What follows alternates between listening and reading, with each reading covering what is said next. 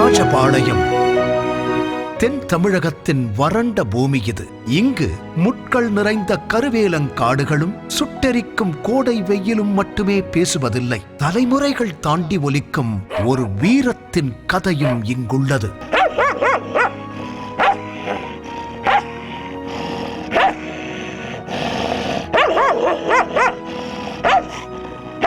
ராஜபாளையம் ஒரு காலத்தில் பாளைய பட்டுக்களின் தலைநகரம். இது வெறும் ஊரல்ல, இது தமிழ் மண்ணின் தனித்துவமான ஒரு அடையாளத்தை உலகுக்கு கொடுத்த மண். ராஜபாளையம் நாய்களின் நாயகன்.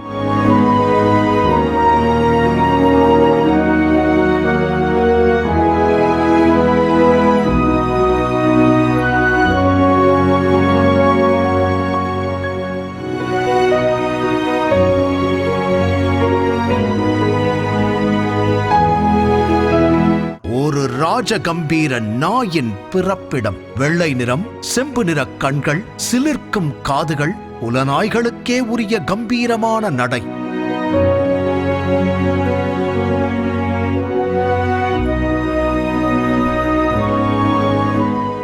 இதை வெறும் நாய் என்று அழைக்காதீர்கள், இது ராஜபாளையம்.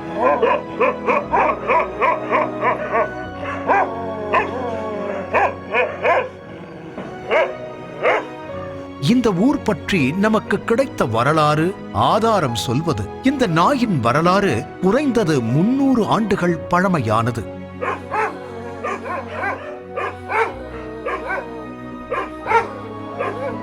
ஒரு காலத்தில் போர் வெறியுடன் களம் கண்ட வீரர்கள் தங்களுக்கு இணையாக ஒரு பாதுகாப்பு சுவரை தேடினார்கள். அப்படி நாயக்க மன்னர்களால் உருவாக்கப்பட்ட நாய்தான் இது. அதன் பெயர் தாங்கிய ஊர் ராஜபாளையம். அரச குலத்தின் அங்கீகாரம் பெற்ற நாய் இது. இதன் வெள்ளை நிறமே அதன் தூய்மைக்கான அடையாளம். மற்ற நாய்கள் போல் அல்ல, ராஜபாளையத்தின் உடலில் நறுமணம் வீசும் என்று கூட பெருமை கொள்வார்கள்.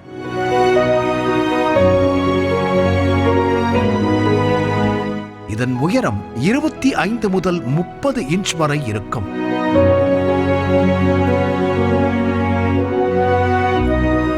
தசைகள் இறுக்கமாக, நீளமான கால்களுடன் ஒரு வேட்டையாடிக்கு தேவையான அனைத்து அம்சங்களும் இந்த நாய்க்கு இயற்கையாகவே அமைந்துள்ளன. வேட்டையில் வேங்கைக்கு நிகர். குறிப்பாக காட்டுப்பன்றியை வேட்டையாடுவதில் இதன் வீரம் தனித்துவமானது. குறி தவறாத வேகம், விடாத பிடிவாதம், எதிரிகளை மண்ணில் சாய்க்கும் வரை இது ஓயாது. வீட்டுக்குள்ளேயே ஒரு ராஜாவை போல்தான் இதை வளர்க்க வேண்டும். இது வேறு யாருக்கும் பழகாது. இதன் கண்ணில் அதன் முதலாளி மட்டும்தான் தெரியும். உயிர் கொடுத்தாலும் கொடுக்கும், ஆனால் விசுவாசத்தை மட்டும் ஒருபோதும் விட்டுக் கொடுக்காது.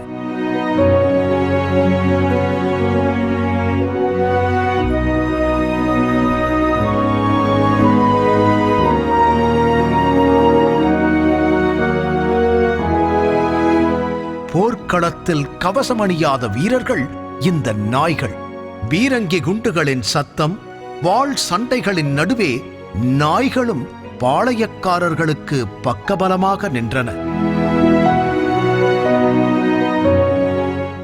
நாயின் குரைப்பு எதிரிக்கு எச்சரிக்கை மணி.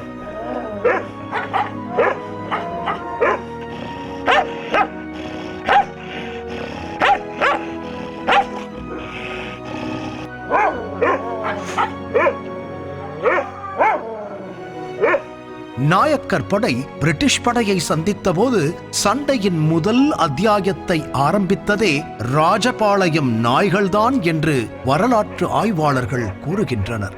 அதன் வீரம் இன்றளவும் தொடர்கிறது.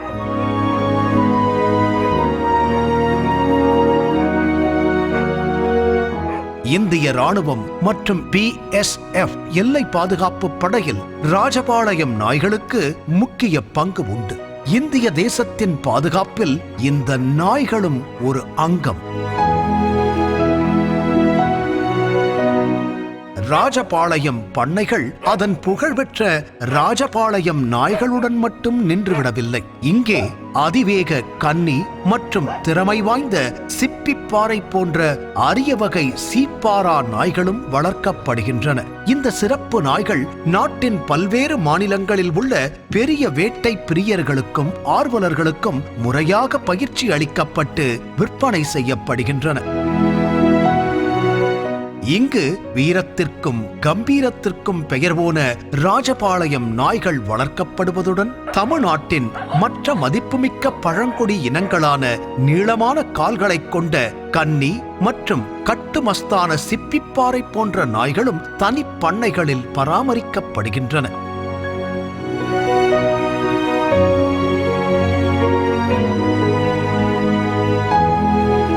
இந்த பிரீட் பார்த்தீங்கன்னா சிப்பிப்பாறை, இது அந்த காலத்தில் மன்னர்கள் முயல் வேட்டைக்காக யூஸ் பண்ணதுங்கண்ணே.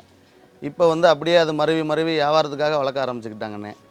அப்போ இந்த ப்ரீடோட சிறப்பு பார்த்திங்கன்னா, வீட்டில் இந்த டாகு வைல்டு அனிமல்ஸோட தொந்தரவு இருக்குது, அந்த மாதிரி பிரச்சனைக்காக காவலுக்கும், சின்ன பிள்ளைங்க வீட்டில் காவலுக்கு இருக்காங்கன்னா அவங்கக்கிட்ட ரொம்ப அடாப்டிவாக இருக்கும். சேம் டைம் ஸ்ட்ரேஞ்சர்ஸ் யாராவது வந்தாலும் அவங்கள அட்டாக் பண்ணுற நிலமையில தான் இருக்கும். இந்த ப்ரீடு ஹண்டிங்காக யூஸ் பண்ணது ஒரு 300 வருஷத்துக்கு முன்னாடி மன்னர்மார்கள் யூஸ் பண்ணாங்க. மிலிட்ரியிலே இதை தேர்ந்தெடுத்து அவங்களுக்கு பர்பஸ்க்காக யூஸ் பண்ணுறதுக்காக வாங்கிட்டு எடுத்துகிட்டு போயிருக்காங்க. 4-5 டாக் எடுத்துகிட்டு போனாங்க. அதனால் இது அதர் ஸ்டேட்லேயும் ரொம்ப ஃபேமஸாக இருக்குது. நம்மளே அதர் ஸ்டேட்லேருந்து இதை வாங்குறதுக்காக அதிகமாக தேடி வராங்க. கேரளா, ஆந்திரா, டெல்லி, மகாராஷ்டிரா, ஒடிசா எல்லா ஸ்டேட்டுக்குமே நாங்கள் கொடுத்துருக்குறோம் இந்த பிரீடு. பாரம்பரிய முறைகளை பின்பற்றி வளர்க்கப்படும் இந்த நாய்கள் அவற்றின் இன தூய்மையுடன் உறுதிப்படுத்தப்பட்டு பிற மாநிலங்களில் உள்ள வேட்டை தேவைகளுக்காகவும் இந்த இனங்களை நேசிக்கும் ஆர்வலர்களுக்காகவும் விற்பனை செய்யப்படுகின்றன. இது தென்னிந்தியாவின் பழங்கால நாய் இனங்களை பாதுகாக்கும் ஒரு முக்கியமான முயற்சியாகும்.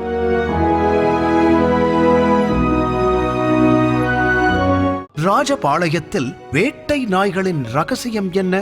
நீங்கள் அறிந்த ராஜபாளையம் நாய்களை தாண்டி சில பண்ணைகள் தமிழ்நாட்டின் பொக்கிஷங்களான கன்னி மற்றும் சிப்பிப்பாறை நாய்களையும் வளர்த்து வருவதை நீங்கள் அறிவீர்களா?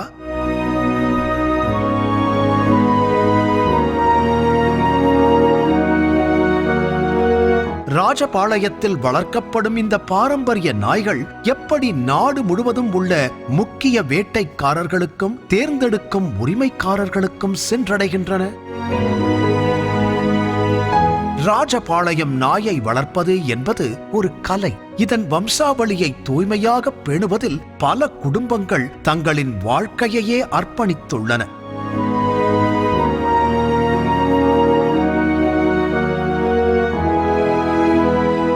இதை தூய்மையான வெள்ளை என்று அழைப்பதுதான் வழக்கம்.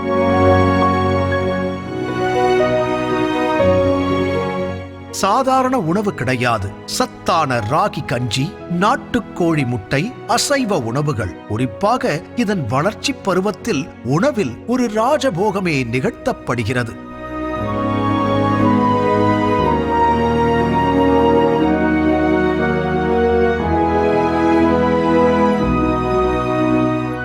இதன் தூய்மைக்கு ஒரு சவால் உண்டு. சில சமயங்களில் பிறக்கும் குட்டிகளில் சிலவற்றுக்கு கண் பார்வை இருக்காது. இது மரபணு சம்பந்தப்பட்ட ஒரு விசித்திர ரகசியம். இதுதான் தூய்மைக்கான விலையோ?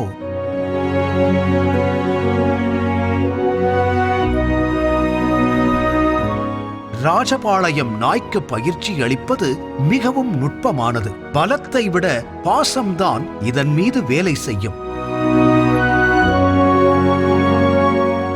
இது ஒருபோதும் சங்கிலியால் பிணைக்கப்படுவது இல்லை. கட்டளையை விட அதன் விருப்பத்திற்கு முக்கியத்துவம் கொடுக்க வேண்டும்.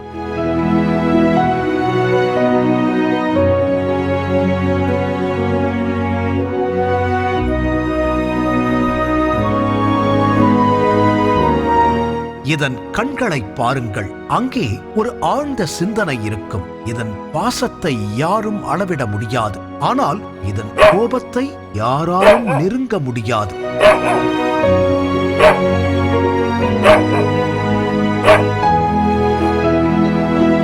ஒரு குடும்பத்தின் பாதுகாவலனாக இது தன் பணியை தெய்வமாகச் செய்கிறது.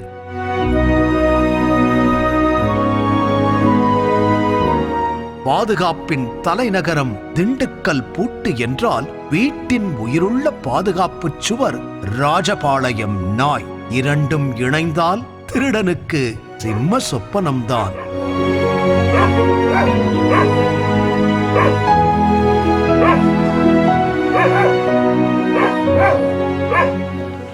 இது பார்த்தீங்கன்னா ராஜபாளையம் பிரீடு.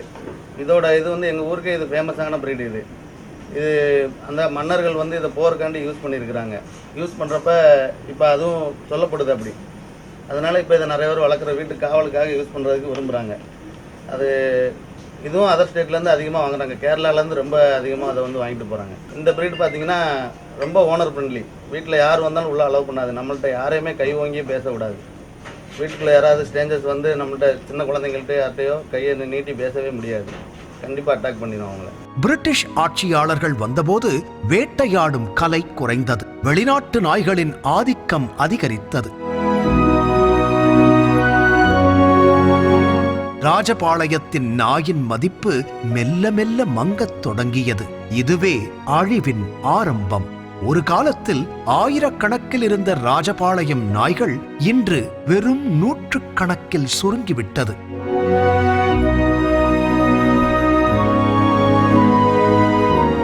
சரியான இனப்பெருக்கம் இல்லாமல் இதன் தூய்மை களங்கமடையத் தொடங்கியது. அரச நாய் இன்று அரிய இனமாக மாறிய சோகம்.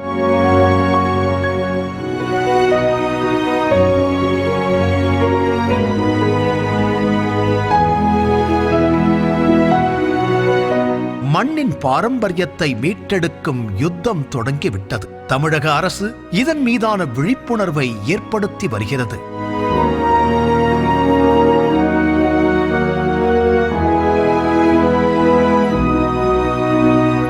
ராஜபாளையம் நாயை வளர்ப்பது என்பது இப்போது ஒரு பெருமையான விஷயமாக மாறி உள்ளது.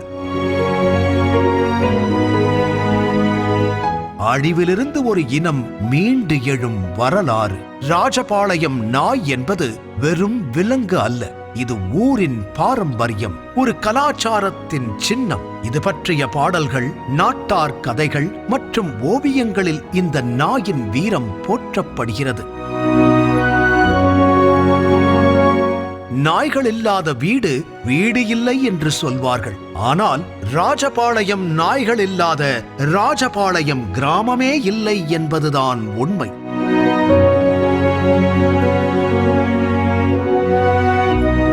நாய்கள் வெறும் வளர்ப்பு பிராணிகள் அல்ல, அவை குடும்ப உறுப்பினர்கள்.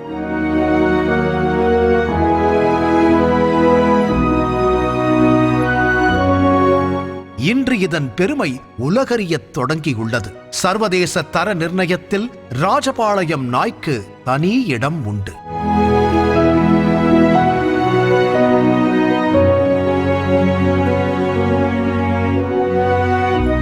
இதன் தூய்மையும் கம்பீரமும் உலக நாய்களின் நடுவே உயர்ந்திருக்கிறது. பாரம்பரியம் நவீனத்தை ஏற்றுக்கொண்டுள்ளது. இன்றும் இந்த பாரம்பரியத்தையும் ஆரோக்கியத்தையும் தூய்மையையும் பேணிகாத்து அடுத்த தலைமுறைக்கு கடத்திச் செல்லும் நாய் பண்ணைகள் உள்ளன.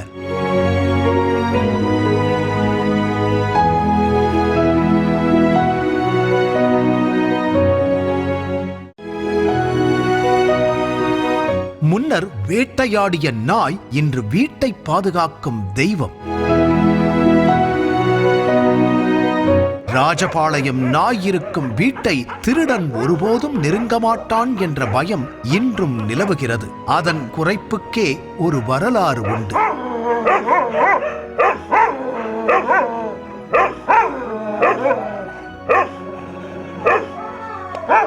தூய இனம், சிறந்த காவல், ஆழ்ந்த பாசம். ராஜபாளையம் நாய் தமிழர்களின் வீரத்தின் அடையாளம். இதை வளர்ப்பது வெறும் பொழுதுபோக்கல்ல, இது நம் மண்ணின் வரலாற்றை பாதுகாக்கும் புனிதமான கடமை. சவால்கள் உண்டு. இனத்தை அழிவிலிருந்து காக்கும் போராட்டம் தொடரும். ஆனால் இந்த மண் இருக்கும் வரை இந்த பாரம்பரியம் நிலைக்கும். இது மிகவும் உணர்ச்சி வசப்படும் ஒரு நாய். இது அதன் உரிமையாளரை ஒரு தாயைப் போல் நேசிக்கும். ஆனால் அந்நியர்களை அவ்வளவு சீக்கிரம் ஏற்காது.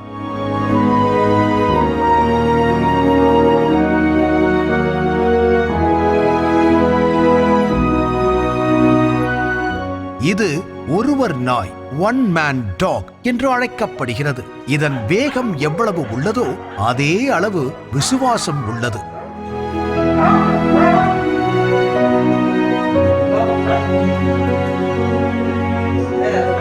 வீட்டில் உள்ள குழந்தைகளுடன் ஒரு பாதுகாவலனாக விளையாடும் எந்த நாய்க்கும் இல்லாத விசேஷ குணாதிசயம் இது.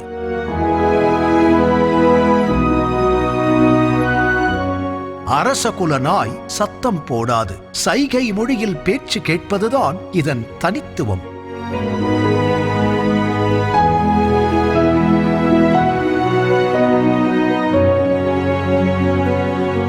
ராஜபாளையம் நாய் குரைத்தால் அங்கே ஏதோ ஒரு ஆபத்து இருக்கிறது என்றுதான் அர்த்தம். அதன் குரலுக்கு ஒரு மதிப்பு உண்டு.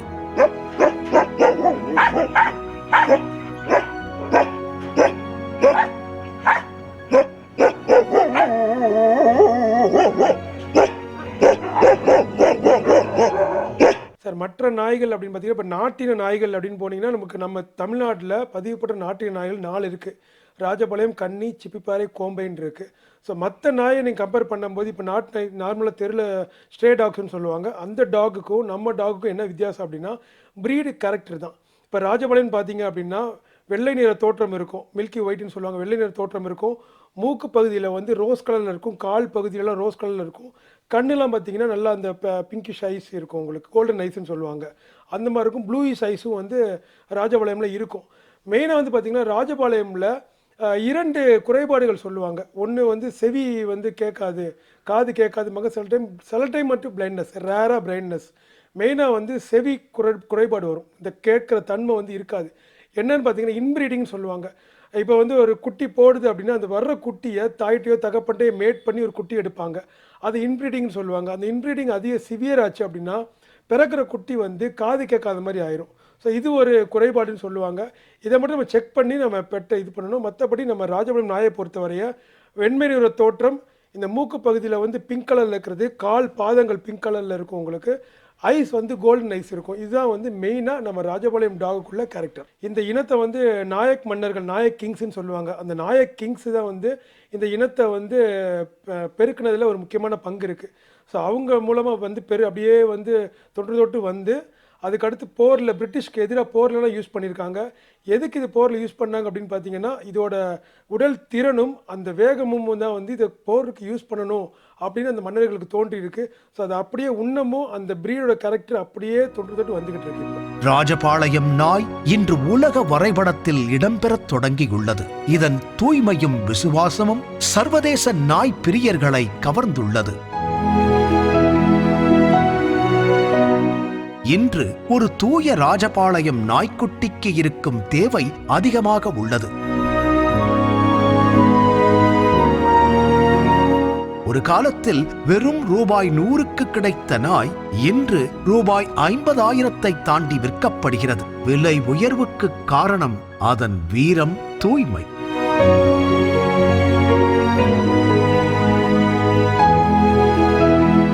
பூமியில் நாகரீகம் மாறுபடலாம், மரபணுக்கள் மாறுபடலாம், ஆனால் ராஜபாளையத்தின் நாயின் வீரம், அதன் வெள்ளை நிறம் போல் என்றும் களங்கமடையாமல் இருக்கும். இது ஒரு காவல்காரனின் சபதம். இந்த ஆவணப்படத்தின் மூலம் இந்த நாயின் புகழை அடுத்த தலைமுறைக்கு கடத்துவது நமது கடமை.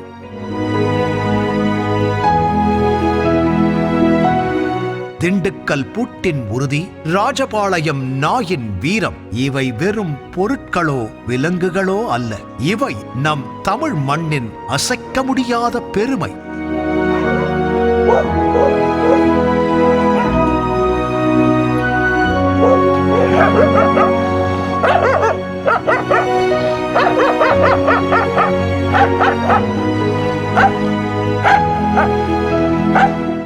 ராஜபாளையம் நாய் தமிழர்களின் வீரத்தின் முடிசூடா மன்னன் என்று என்றும் நிலைக்கும்.